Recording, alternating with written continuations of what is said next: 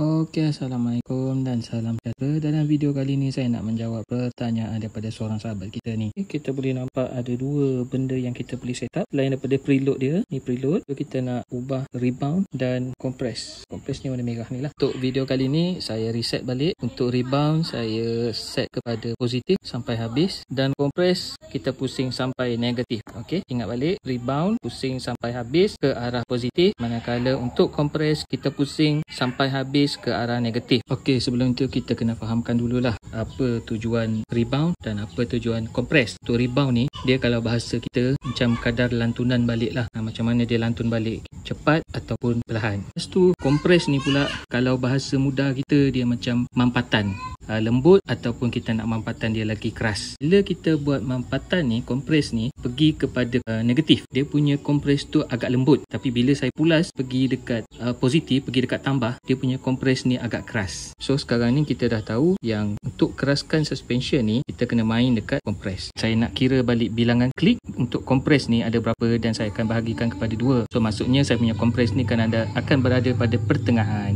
Okey, saya dah kira ada 27 klik untuk compress. Kalau kita bahagi 2, kita boleh set sama ada 12 klik kepada positif ataupun 13 klik kepada positif, atau juga kita boleh setting kepada 14 klik kepada positif. Untuk setting saya ni, saya set kepada 14 klik daripada negatif kepada positif, dan saya dah try henjuk tadi. So dia lebih lembut daripada bila kita set compress tadi terus kepada positif sepenuhnya. Dia dah jumpa compress yang saya berkenan. Dia pakai 14 klik daripada negatif kepada positif. So next saya nak set dia punya rebound. Okey, sekarang ni rebound ni pulas dia kita set terus kepada positif sampai habis. Jadi untuk rebound ni saya akan drop setiap 5 klik dan saya akan cuba dia punya rebound perlahan ataupun cepat. So rebound ni kalau kita nak selesa, kita buat rebound yang perlahan. Okey, saya dah set saya punya klik. Untuk rebound daripada positif maksimum tadi saya lawan pergi pada negatif buat dalam 12 klik. Okay. So sekarang bila saya dah test, saya henjuk motor saya.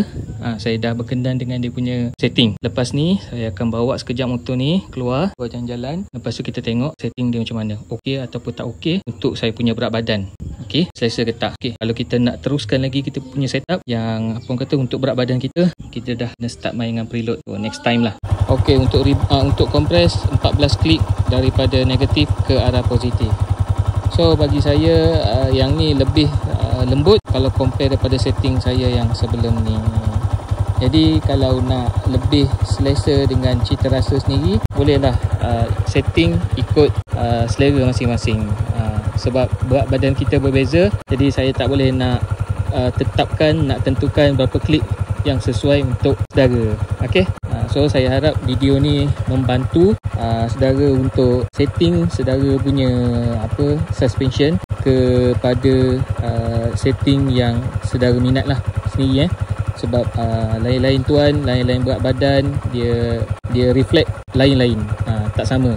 Cuma saya boleh tekankan cara setup tadi, macam itulah cara dia. Jadi saya harap video ni membantu. Kalau ada silap salah tu semua tu datang daripada saya. Ya, sampai di sini sahajalah video saya untuk kali ni. Terima kasih kepada yang menonton.